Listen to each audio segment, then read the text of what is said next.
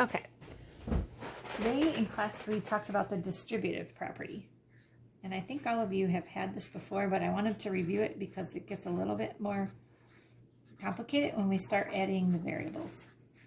So the distributive property, it just means that you are going to be multiplying two numbers. One of the numbers will be outside of the parentheses and the other will be inside.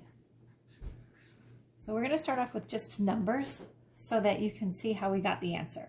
So when you use the distributive property, this means that 4 is being multiplied by this whole term that is inside of the parentheses. So what we're going to do is we're going to distribute the 4 to each of the terms. We're going to multiply the 4 times the 6, then the 4 times the -2. You have to remember to watch that sign.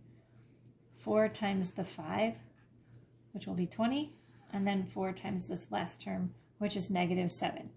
In Mrs. Gregor's Must Remember Math Tips, we have written down a couple of times to watch the signs. That will be very, very important when doing the distributive property.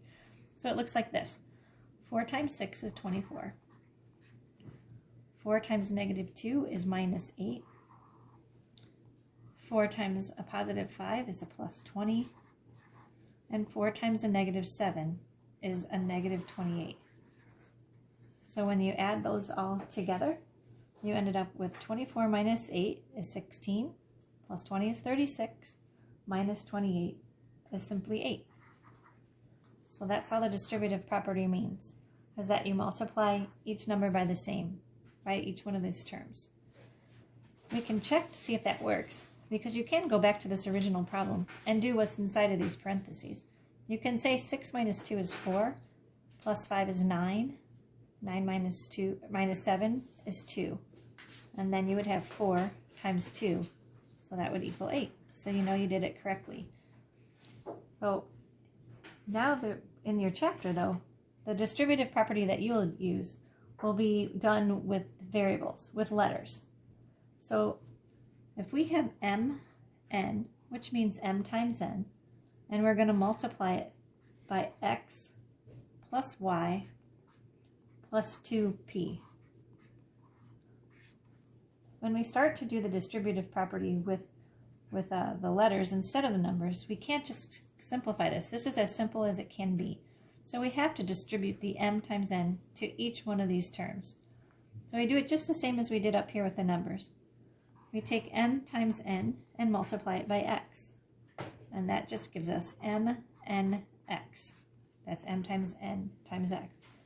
Now watching the sign, we're going to multiply mn times this next term, which is a positive y. So we're going to get a positive mny.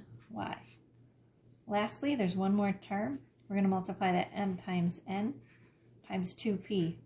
And we're going to get a positive mn2p. Now that is generally not written with the 2 in the middle right there. Generally we change it and we move the 2 in the front. So it would be normally seen as 2mnp.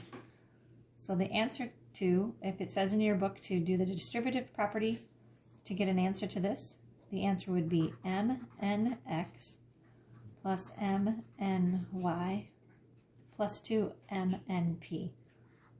That would be your answer. So we'll do one more so I can make sure that you understand it. So I'm going to move our paper and let's try this one. We're going to try x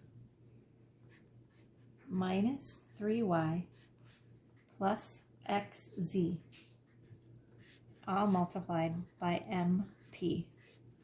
And we'll use the distributive property to find the answer to this. If you have this term multiplied by this term, you can switch it around. Just the same as if you have 2 times 4, that equals 8. But we can change the order and say 4 times 2, that also equals 8. So we can change the order because I think it's easier to do the distributive property if you have the single one over here and the other ones on this side.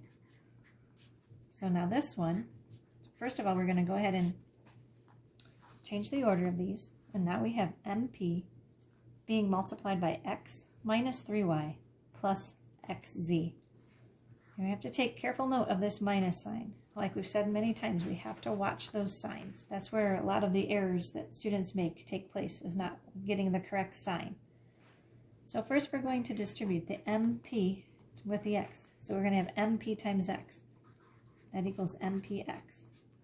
Now we multiply MP times negative 3y. That's going to give us it's going to give us minus MP3y. But we can put the 3 first and leave the MPy like that, making note of that negative sign.